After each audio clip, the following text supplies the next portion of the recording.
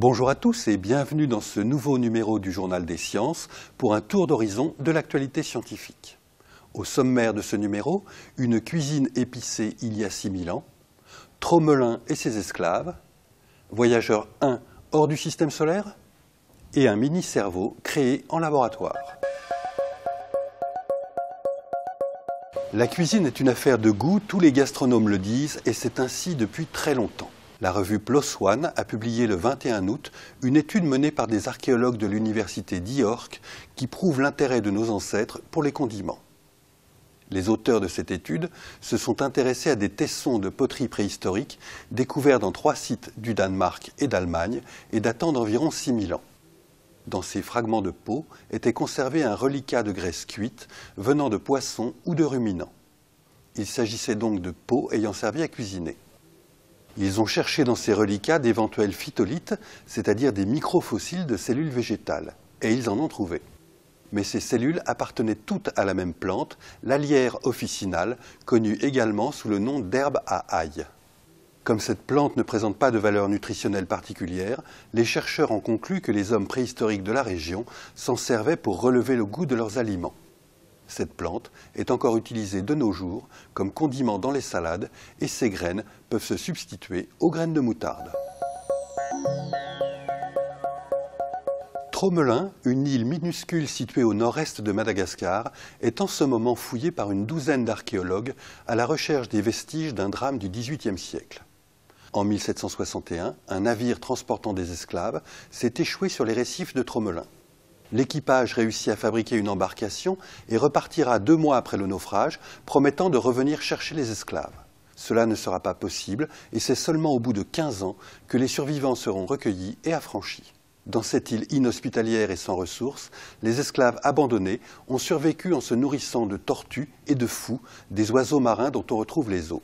L'objectif de cette nouvelle mission, co-dirigée par le groupe de recherche en archéologie navale et l'INRAP, est de poursuivre l'étude des conditions de survie matérielle, psychologique et sociale des naufragés.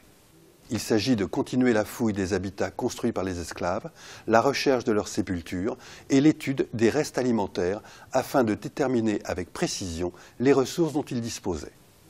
Cette campagne de fouille, d'une durée de 45 jours, doit se poursuivre jusqu'au début du mois d'octobre. La sonde Voyageur 1 est-elle encore dans le système solaire ou déjà à l'extérieur dans l'espace intersidéral?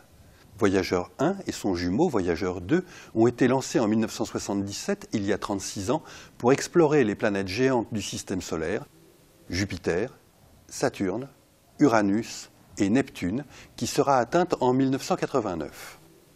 Depuis, les 2 sondes s'éloignent inexorablement et sont maintenant à plus de 18 milliards de kilomètres de nous, aux frontières du système solaire.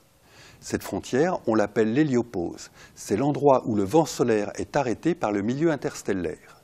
Selon une étude récente parue dans The Astrophysical Journal, la sonde Voyageur 1 serait actuellement dans l'espace interstellaire. Des chercheurs de l'Université du Maryland affirment que la sonde n'est plus sous l'influence du Soleil.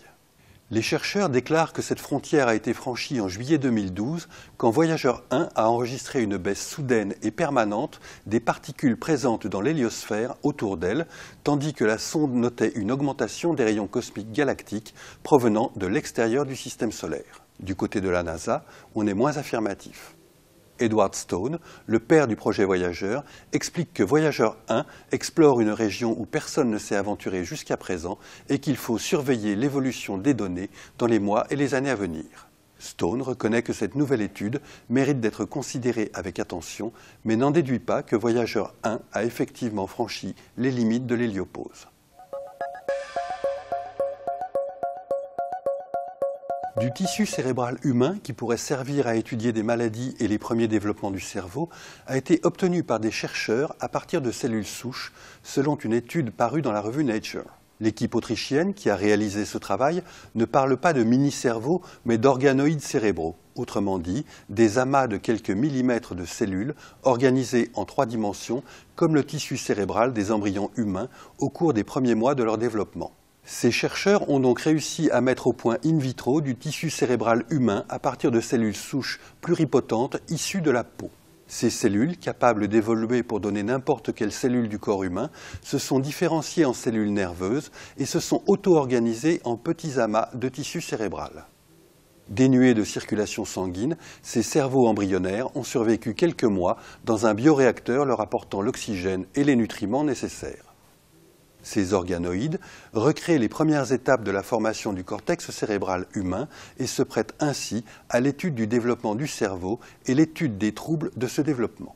L'équipe espère que cette méthode permettra aux chercheurs de tester des molécules directement sur du matériel humain et d'obtenir des résultats plus aisément transférables aux patients. Ce numéro est maintenant terminé. Rendez-vous dans 2 semaines pour un nouveau tour d'horizon de l'actualité scientifique. En attendant, retrouvez-nous sur scienceactualité.fr, le site de la rédaction.